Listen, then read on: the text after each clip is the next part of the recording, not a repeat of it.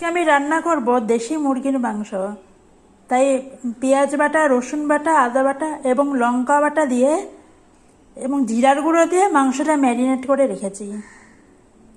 আলুও ভেজে রাখা হয়েছে।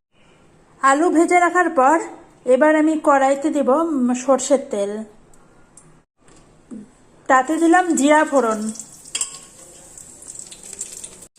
তাতে দিলাম জিরা এবং তেজপাতা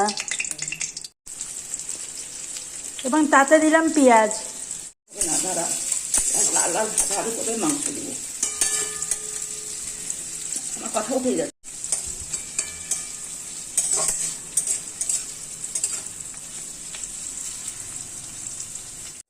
মশলাটা কড়াইতে ভাজা হয়ে গেলে এবার ম্যারিনেট মাংসটা দিয়ে দেবো এখানে। এবার লবণ দিব স্বাদ মতো। 10 মিনিট মাংসটাকে কষাবো এভাবে। মাংসটা আমার কষানো হয়ে গেছে, এবার আমি ভাজা আলুটা মাংসের মধ্যে দিয়ে দেব।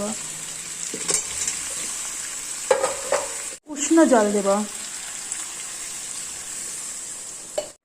আমাদের মাংস সিদ্ধ হয়ে গেছে, এবার একটু গোটা গরম মশলা দিয়ে মাংসটা নামিয়ে নেব।